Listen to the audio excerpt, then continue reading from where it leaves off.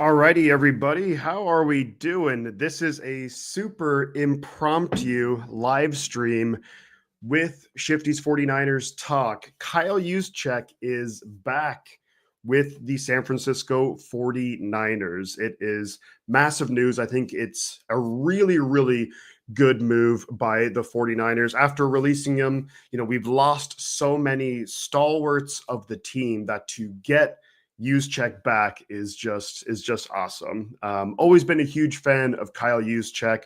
Always loved like the plays. A few times every year you'll see Kyle Juszczyk will just kind of peel out. Drew, how are we doing, buddy? Drew's in the house, but yeah, Kyle Juszczyk re-signs on a 2-year deal with the San Francisco 49ers. It's 2 years, $8 million. Let me just bring it up. And we will take a look. I believe it's for $8 million, which to me is a great deal.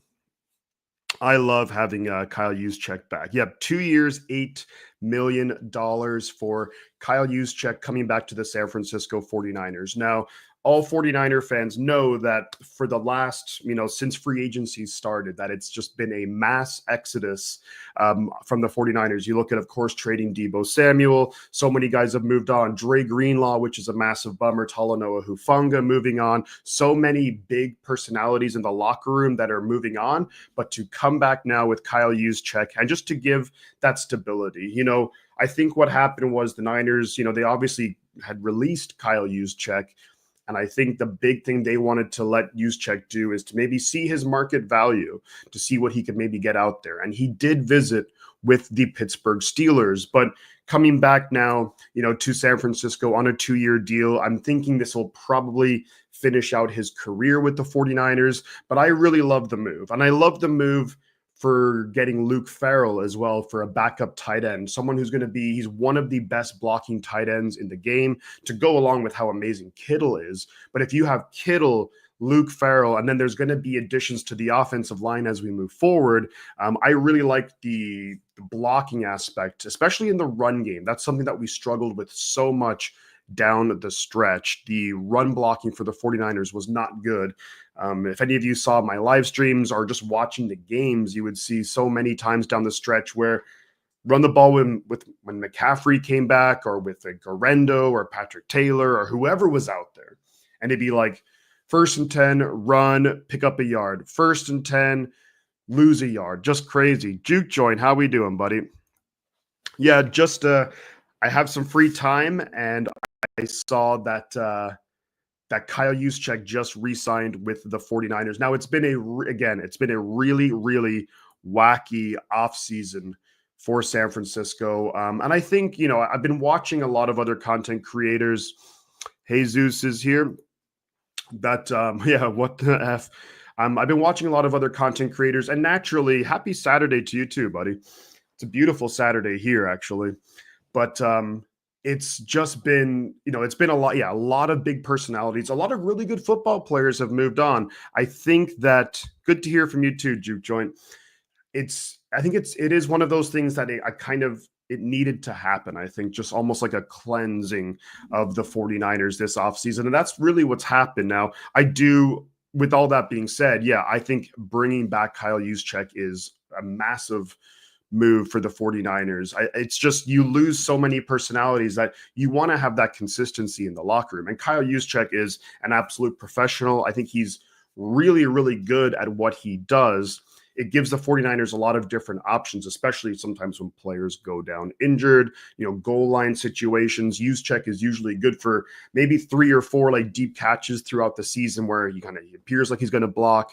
And then he comes out from the backfield and then wide open.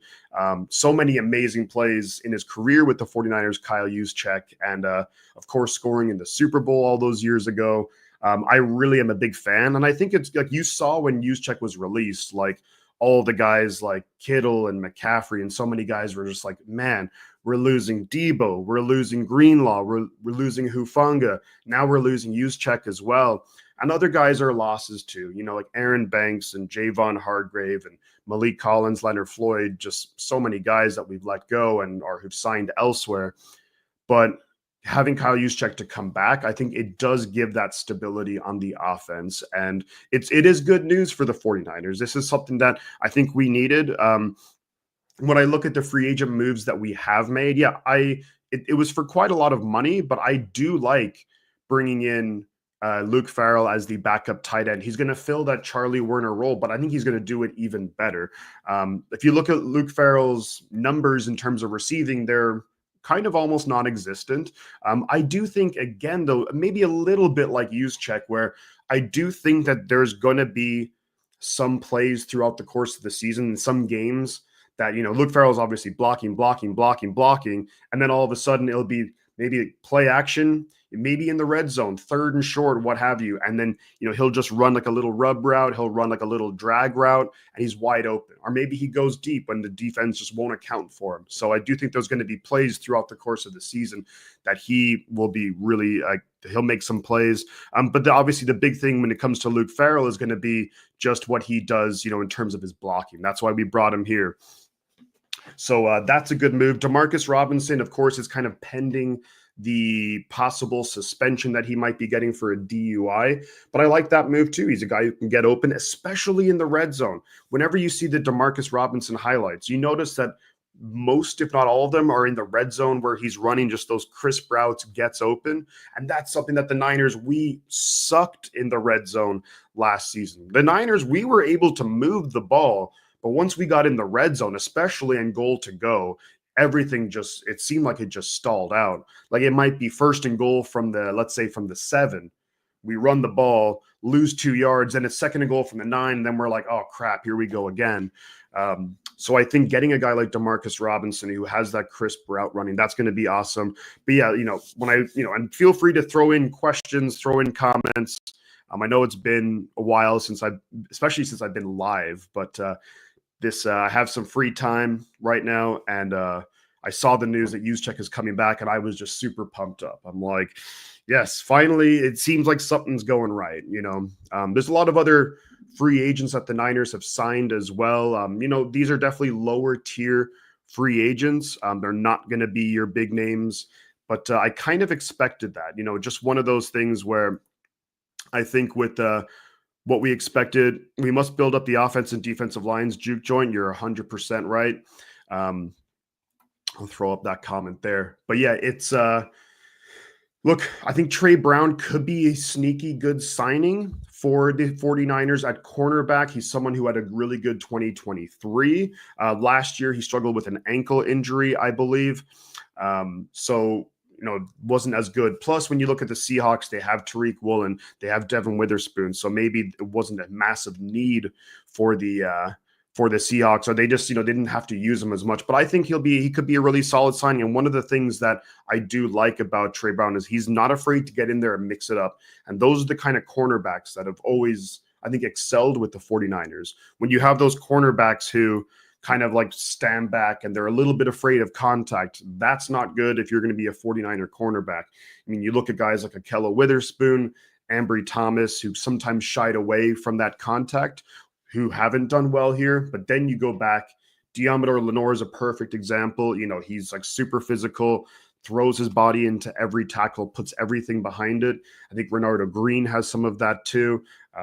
Trying to think who else. Charvarius Ward, again, one of those guys. So, and of course, they're also talented players. But yeah, I think it's a really good, some really good moves there. Trey Tomlinson, people look at the signings at safety. When you look at Richie Grant, you look at Jason Pinnock.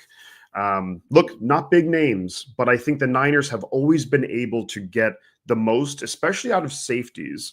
So when you think back to, I'm going to add in a little thing here.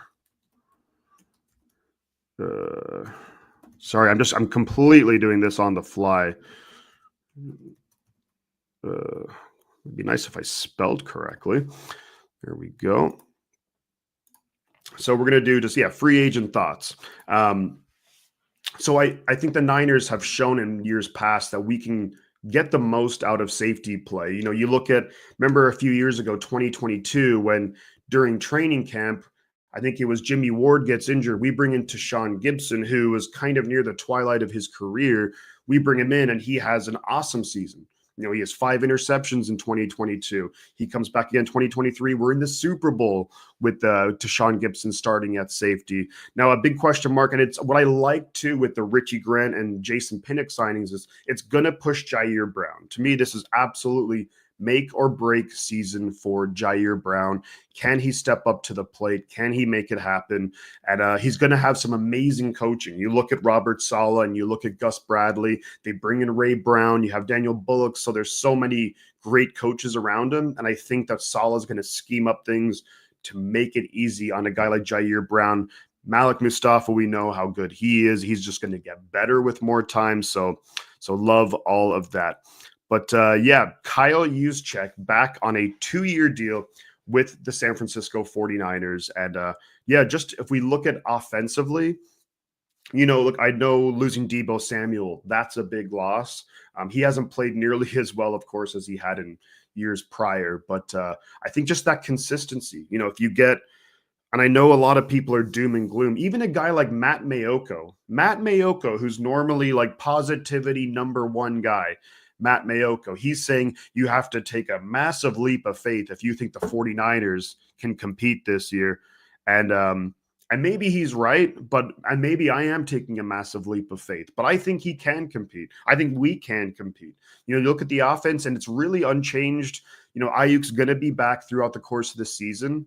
Deebo wasn't good last year. I think DeMarcus Robinson's going to be fine. I think Pearsall makes a massive step up in year 2. And Jacob Cowing, and we still have the draft where we have 11 draft picks. There's still free agents that can be signed. So it's a little bit too early to say that things, are kind of doom and gloom. If we look back to last year, I mean, who would have thought that Malik Mustafa would be a starting safety playing really well, that Renardo Green would be a starting quarterback playing really well, that Dominic Pooney would be like one of the better right guards already in the league in his first year, that Isaac Garenda would make some big plays, that Ricky Pearsall was looking good. So a lot of things there. So we're going to get to some comments here. So Ayuk, will he be traded? I don't think so. I think it's going to be really tough.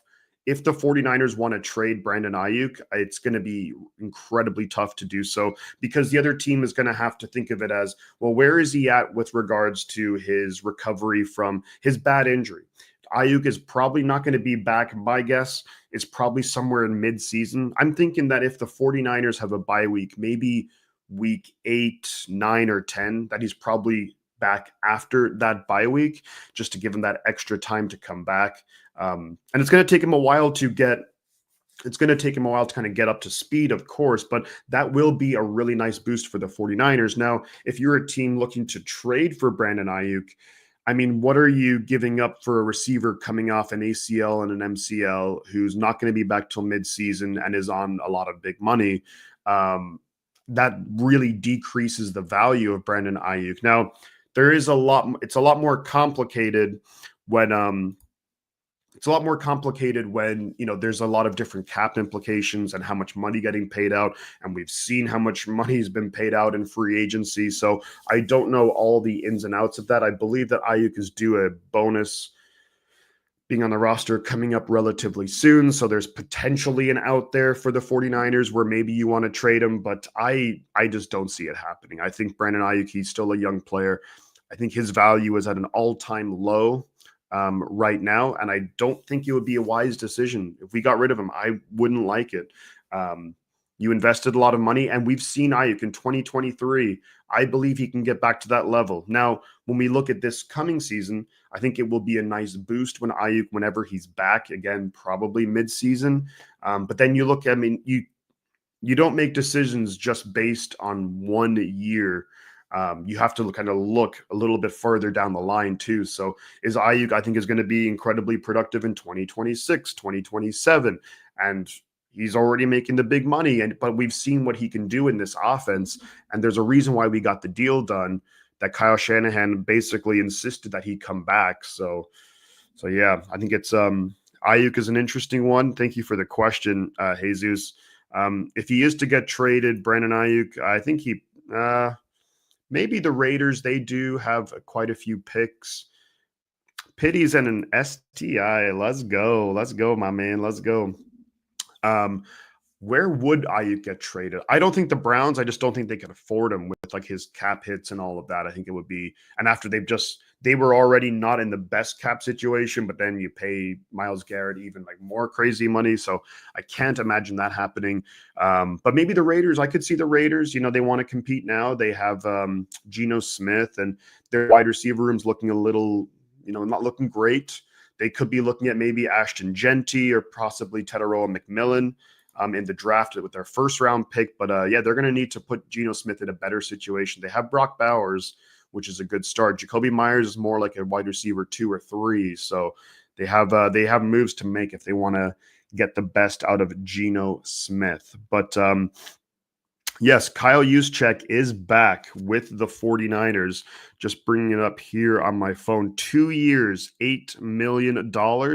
I will be very interested to see, in terms of like the cap hits and what the difference in terms of cap hits would be with the deal that he had prior to being released and the deal that he has now.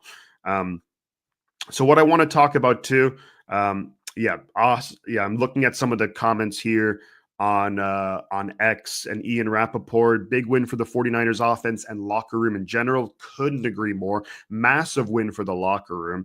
Diana Rossini, the 49ers are re-signing Kyle Juszczyk. The 9-time Pro Bowler will return to San Francisco after being released earlier this week. So that's awesome. And again, for consistency on the offensive side, that's so important. When you're about to pay Brock Purdy, he's going to get maybe 50-ish million a season. Have that consistency around him. The players that he's used to. Kyle Juszczyk, McCaffrey's coming back, Kittle. I know Debo's gone now, but you have Jennings, who he has a great connection with. He's going to build that rapport with Ricky Pearsall. Brandon Ayuk will be back. So there's a lot of good things. When I look at the 49ers offense, the big thing that we need to focus on, I think, is just adding more speed to the offense. But whatever we can do to improve the red zone offense. It seemed like last season we were able to move the ball up and down the field. Just when we got in the red zone, everything just stalled out, and that's where we just played our worst football. And then that doesn't really help too when you have Jake Moody missing kicks. So yeah.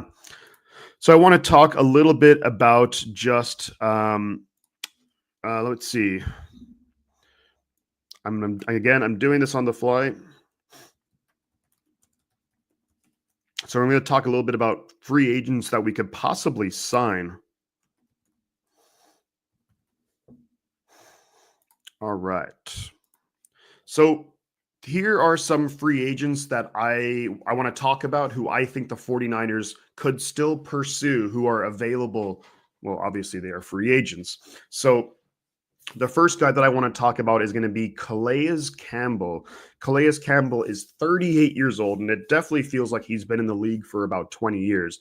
But if you look at Calais Campbell last year with the Miami Dolphins, he was really, really, really good against the run. And that's something where the 49ers struggled with mightily. So Calais Campbell on a 1-year deal, maybe it's $3 or $4 million, but I think that would be a great signing for San Francisco to bring Calais in. He's a leader. He's got the experience, and we are going to be drafting at minimum 2 defensive tackles in the upcoming draft, and for them to have a veteran guy that they can lean on for advice, for just playing the game, and those guys are going to be coached up by Chris Kosaric and Rob Saleh and Gus Bradley, and then you have the player to relate to who's going to be on the field beside you.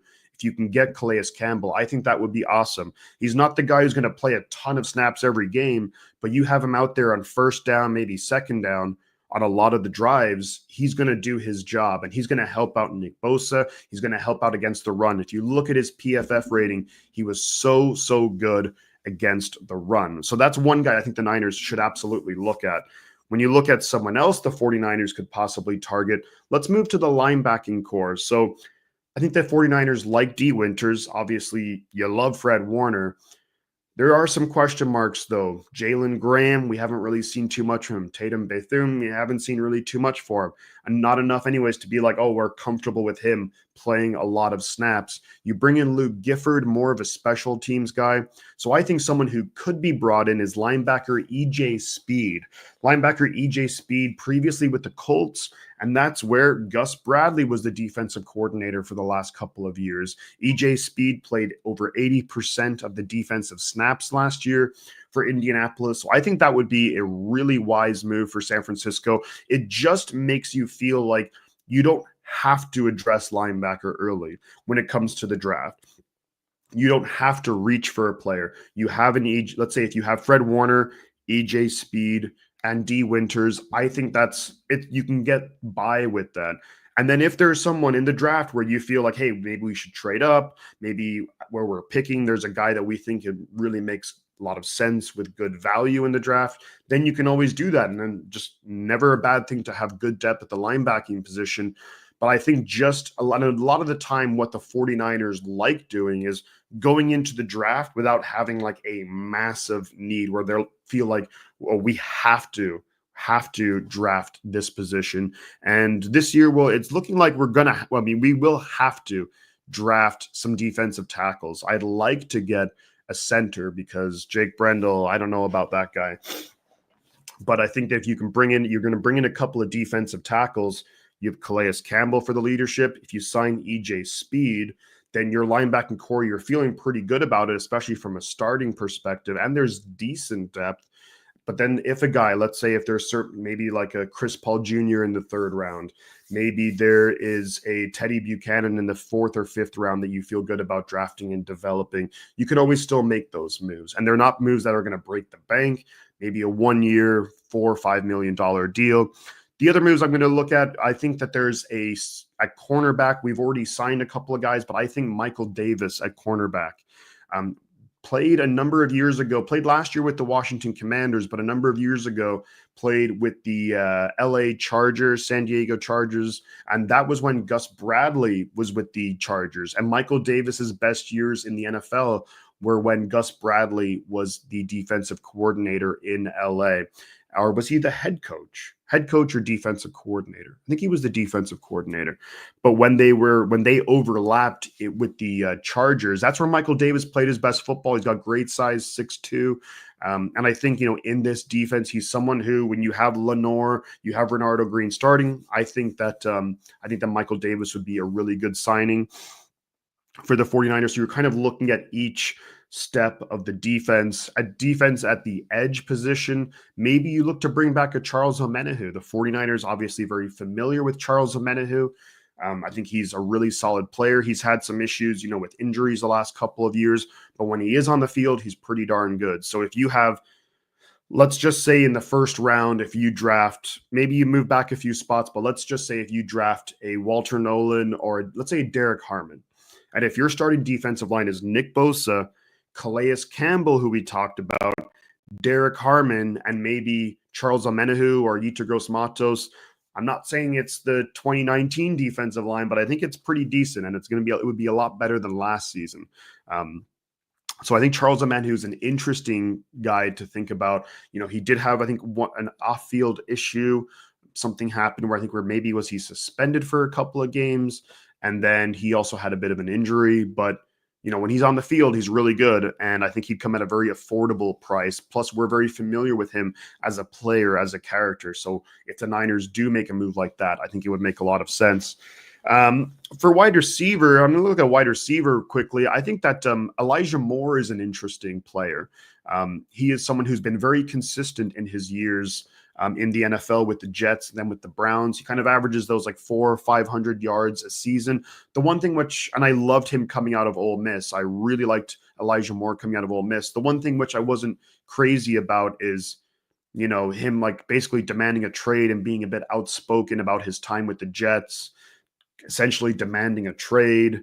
It's like, bro, you're not like a top 10 pick, and you're not Brandon Ayuk, you're not DK Metcalf. So let's settle down a bit. Like, why are you going? Who do you think you are going out there demanding trades when you're? But I think he'd be a solid guy as part of a rotation for the wide receiver core, especially as we're waiting for Brandon Ayuk to come back from injury.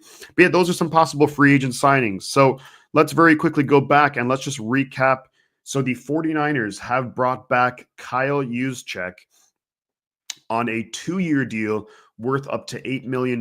We don't have the guaranteed money yet. We don't know the exact cap hits and what that's going to look like. But overall, I think a really good move for the 49ers. I think it creates that stability in the offense. We know that Purdy is going to be incredibly comfortable having a guy like Juszczyk there. We know that, of course, Shanahan is going to be really comfortable with having Kyle Juszczyk back there. And I just really, really like for just the leadership too, just to have that leadership there, have that consistency. It's so big for the locker room to have a guy like Kyle Juszczyk, and especially when you're getting a Christian McCaffrey back, and to have those leaders on the offense, Trent Williams, Christian McCaffrey, Kyle Juszczyk, George Kittle, Brock Purdy. That's so big to kind of keep things going throughout the course of a long NFL season. Kyle Juszczyk back with the 49ers. He did visit with the Steelers, obviously left there without a contract, but I love this move for San Francisco. And it's one of those things where we've lost so many names. Again, losing Debo, losing Greenlaw, losing Hufanga, losing Aaron Banks, losing, Javon Hargrave, losing Malik Collins. There's so many guys who kind of gone that it is nice. And when we cut Kyle Juszczyk, it's like, damn, that's another big, I don't want to say personality necessarily in the locker room. That's just another leader in the locker room that seemed to be gone, but getting him back it's just awesome. So, alrighty, guys, I just wanted to hop on, do a quick video talking about Kyle Juszczyk back with the 49ers. Do like the video, subscribe if you can. I'm sure most people here have already done that, but I really appreciate you guys for being here on this Saturday. Kyle Juszczyk back with the San Francisco 49ers. Things are starting to turn this offseason. And I do want to say that I know there's a lot of doom and gloom out there in 49er land when you see all the players who've left, who've signed big deals, and we haven't made those big signings ourselves. Let's end this stream with a positive. And the positive is going to be, just remember, this year we have Robert Saleh and Gus Bradley here coaching the defense, which is a massive, I don't think anyone can, massive upgrade over Nick Sorensen. Remember, I'm not putting all the blame for the defense on Nick Sorensen, but he has to shoulder a big part of it. And I think he's a reason why the 49ers defense really, really struggled. And I think you're going to see a lot of better play from our players just because Robert Saleh and with Gus Bradley there kind of being like the assistant defensive coordinator, they're going to put our players in positions to succeed. It seemed like Nick Sorensen never did that. So that's just a huge upgrade. That's number one. Number two, Brian Schneider out as special teams coordinator. We have Brant Boyer, formerly of the Jets, who's done a really good job with the New York Jets. Tabor Pepper gone. You bring in John Weeks. That's an upgrade at long snapper if I've ever seen one. I don't think Pepper was necessarily bad, but I think there is a reason why the 49ers got rid of Pepper and brought in Weeks. Maybe Weeks can help settle down a guy like Jake Moody. I know Moody is one of those guys where, and look, if you watched any of the live streams, I lost all faith in Jake Moody as the season was going on, and rightfully so. He was terrible coming back after his injury, but maybe having a veteran guy, John Weeks, who's been in the NFL for 15 plus years, that he can maybe help get Jake Moody right. If not, I don't think the Niners are going to hesitate to bring in another kicker when it comes to maybe as an undrafted free agent for competition with Jake Moody. We'll see with Wishnowsky. I don't think the 49ers are they're not going to throw out any possibilities, I think, when it comes to special teams. I do like the special teams additions there. Richie Grant, Luke Gifford, Curtis Robinson coming back too. Some big moves. But the Niners, I'm kind of rambling now because I wanted to just sum it up. But defense going to be way better. Special teams going to be way better. The schedule is way easier because we finished fourth in the division. Think about this. Because we finished fourth in the division last season, the 3 games that are determined by position in your division, we're playing the Cleveland Browns, we're playing the New York Giants, and we're playing the Chicago Bears. Compared to if this was last season, we would instead be playing, because we finished number 1 in our division, we'd be playing the Ravens, we'd be playing the Eagles, and we'd be playing the Lions. So Ravens, Eagles, Lions, or Browns, Giants, Bears. I think we all know who we'd rather play. And so I think it's looking a lot better. So our schedule's a lot easier. We have much better defensive coaching, much better special teams coaching. We still have a lot of additions to make in the draft. But so yeah, a lot of good things coming up for the 49ers. And yeah, the draft is just over a month away. So that's going to be super exciting. But there you have it, guys. Kyle Juszczyk back with the Niners. Love the move. Let me know your thoughts. Feel free to leave comments below in the comments section. I'm going to be heading on out of here. It's actually is a nice Saturday out there. So great news. Thank you, Pitties, Juke Joint, Jesus for stopping by, and Drew as well. Appreciate all of you for being here, and anyone else who stopped by during this live stream. Juszczyk is back, baby. The juice is back. Guess who's back? Back again. Juice is back. Let's go. Let's go. Thank you guys for stopping by. I'm going to head on out of here. Appreciate y'all. There we go. Let's go. Let's go.